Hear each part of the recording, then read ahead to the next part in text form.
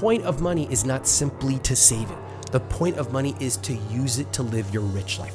Living in downtown Toronto has its huge advantages, but it comes at a price, a big, hefty price. Is that what it takes to live a rich life? Is it just spending all of our money on rent, clothes, and gadgets? Ooh, sounds fun.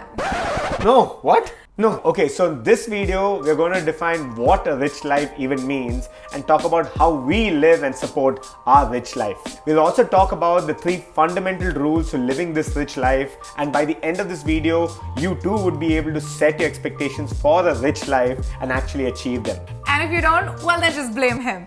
You can put the blame on me. Let's just first start off by defining what this so-called rich life even means. This is a concept that 𝘁ซี้ talks about when an individual or a couple curates a life by not skimping on the smaller expenses and instead focusing on what their expectations from life are.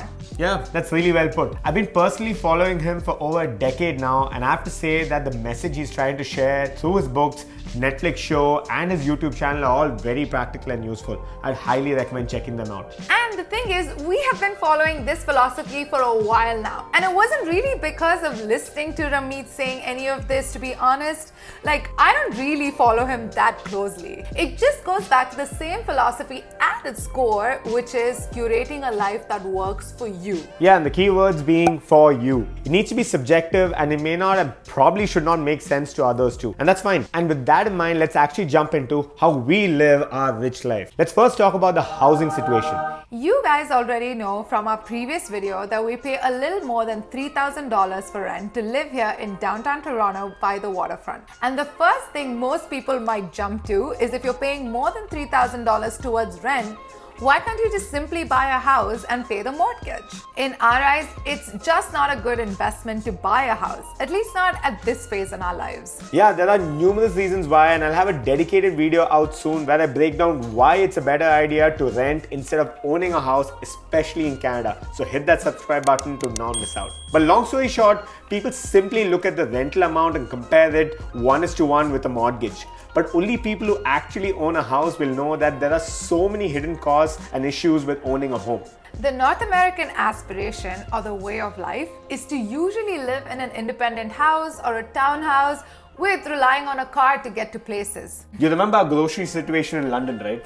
Oh yeah, we were in London, Ontario prior to this, and getting groceries and provisions then was almost a half-day affair, having to travel to the nearest Walmart, which was really far off. We were clear that we wanted to experience the downtown life here in Toronto. It's where most of the events and activities happen, and we knew that if we didn't experience downtown at this point in our lives, we might never get the proper chance to experience it later on. Also, I'm personally drawn to the big city hustle and bustle, so that was something that I was looking forward to for the longest time. And not to mention, we walk to most places here in downtown, including work, and it saves us a ton of time and money, which is super convenient. I know of friends and colleagues who live in the GTA or the Greater Toronto area, and they spend a considerable amount of their time every day of the week to travel to work because most of their offices are downtown. But I'm assuming they enjoy living there, right? I mean, that's one way of looking at it, but I know of some of them who want to live in downtown, but who haven't really thought of how to make that happen. To each its own. If that's what they want, then that's perfect. They're already living their rich life. Another thing that we're clear about is not owning a car. Yeah, we've solely relied on walking, public transit, or Uber to get to places. And we found a location that has supermarkets, stores, provisions nearby, so it's very convenient when we need to get something quickly. Yeah, people who live outside of downtown generally are keen on getting a car, which makes sense because it's not easy or convenient to get to places. But what people tend to ignore is the fact that the bare minimum you have to pay is the monthly amount for gas, car service, EMI or loans. And while Uber might seem expensive, it would still never add up to as much as owning a car. Not in all cases, but in most cases, this is a fact. All of these kind of tie into why we are okay spending a premium on the rent to stay here. It makes our overall life far more convenient and enjoyable. And so we neither plan on getting a car anytime soon, nor move out of downtown anytime soon either. Any or all of this may not make any sense to you at all, and that's okay because it's not your rich life, it's our rich life. It might come across like we're blowing our own trumpets, or that we come from really well-off families, or that we're just showing off. I mean, none of these are really true. But being completely honest, my hope with this video is for you to plan things out, set expectations, and live your rich life. And if you were wondering how, then let's really break this down. Here are 3 fundamental rules to live a rich life. Starting with, stop pinching pennies and instead focus on bigger wins. We, the middle class, are very prone to skimping and try to save every single dollar that we possibly can and completely lose track of what's important. Yeah, people talk about not spending on coffee and instead saving that money. I mean, this is actually something that Ramit brings up time and again. But the fact of the matter is that if you want to get your coffee, then you should get your coffee, and that won't make a big dent in the grand scheme of things. Yeah, and instead, focus on things that are actually going to move the needle, like cutting down on unnecessary things mercilessly while also saving and investing. Also, I should call out that this might seem easy to do, but it takes some real unlearning and effort to truly put into practice. You might also be thinking, I can do both, save on every single thing as much as I possibly can, and also invest my money. Sure, you can. But it's a better idea to invest your time quite literally on the bigger picture things like increasing your salary, cutting down on investment fees, renegotiating your loans, etc. Yeah, these bigger life goals are going to far outweigh the smaller pieces that you shouldn't really be spending time worrying about. And this brings us to another thing we should stop doing more of, which is not budgeting, or at least kind of. Budgeting is the practice where you put every single number from your income into expenses, savings, and investments on an Excel sheet and plan your upcoming months. While this might seem like a smart thing to do, the biggest issue with this is that it's just a plan at the end of the day. And we all know how things normally don't go according to plans, especially with surprise expenses that you could never have planned for or accounted for. For instance, your car breaks down, you pay for dental appointment because you have a severe toothache, you lose your cat, and then you have to buy another cat because you can't be lonely, and then your old cat comes back and now you have 2 cats, so it's double the monthly cat expenses. There's so many things you can't plan for. Wait, what? I'm gonna meow the f out of you. So yeah, basing your finances entirely on some numbers you assumed is probably not the smartest approach. Okay, I should also add that budgeting gets you to look backwards instead of your future, and it's just not nuanced enough for you to know what you're going to be spending your money on within a particular category. Having said all this, we think it's a good idea to understand what your ballpark expenses and trends are with a budget at a very high level so that when you set your expectations for the future, you can realistically plan your finances. And finally, we have the most important rule: living life to the fullest, also known as not settling. We normally settle for things in life and skimp out on things early on in our 20s, and that usually sets the precedent for our entire lives. When it comes to buying something that you absolutely need, it's always, I'll pick whichever is the cheapest option. Yeah, and it's not really anyone's fault here. It's just playing it safe, and to be honest, we did a lot of that earlier and sometimes we still do that too. Having entered our 30s recently, this is something that both of us have been slowly working towards to ensure that whatever we get the best of and not skimp on purchases, experiences or lifestyle. I mean, we literally moved to Canada to have a better life. In my mind, it's like, why move halfway across the earth to settle and pinch pennies?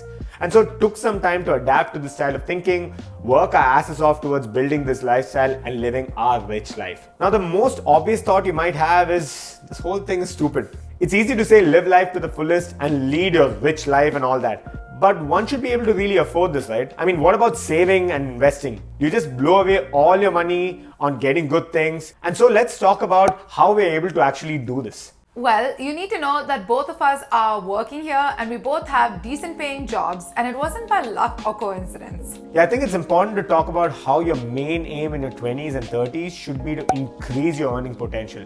Not that you should ignore saving entirely, but instead your main priority should be to increase your earning potential early on. And we've been told from a young age that we should be saving our money as much as we possibly can. But the points we mentioned earlier go completely against that line of thinking. And that's why we mentioned it's not easy to think this way. It doesn't come naturally and it requires some unlearning. So instead, what you should be doing is focusing on different ways to make more money. Yeah, I mean, like, remember, there is a limit to how much you can save, but there's really no limit to how much you can earn. There are numerous ways you can do this. You could maybe start working as a freelancer an intern somewhere to grow later maybe in your career, work on your side hustle, take up courses or certifications to help you get ahead in your career, or get an MBA if you think that's going to help you grow. I have an MBA from Ivy, which is ranked one of the top B schools here in Canada. I graduated last year and got a finance job here in Toronto. It made sense to do an MBA because I was looking for a more challenging role and I was planning to move to a different country, so it was an easy decision. And as for me, having worked in consulting for 5 years, I started and scaled my ventures in India and spent a lot of time building them from the ground up without really thinking that we are going to move countries anytime soon. But guess what? All that experience and business knowledge helped me land a really good job here when I moved here. So yeah, do whatever it takes to increase your earning potential. These are things that usually take time, but the payoff is well worth it. The things I did about 3 to 4 years ago is paying off in abundance right now. A suggestion here would be to talk to people who have achieved the things that you want to achieve and then reach out to them on social media to get guidance. People love talking about themselves and people here are usually glad to help others. This was one thing I did as part of my MBA to land this job, to be honest. Yeah, that's actually a good point. Yeah.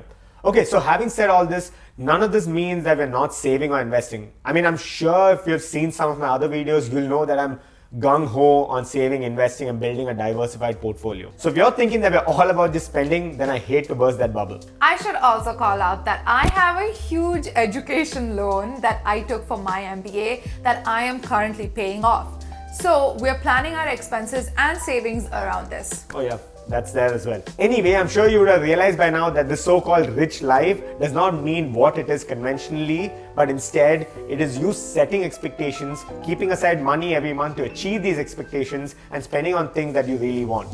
Hence the quotes. And I'm hoping that this video gave you some insights so that you too can curate a rich life for yourself. Yeah, we know things are expensive here in Canada and the current economic situation is just not the best. But there's a way to just not lead a decent lifestyle here, but live it literally on your own terms. By the way, this video is a part 2 to our previous video, an expenses breakdown for a couple living in downtown Toronto. And here's the video on the screen so that you can check it out. Any other final words for our viewers who stuck around till now?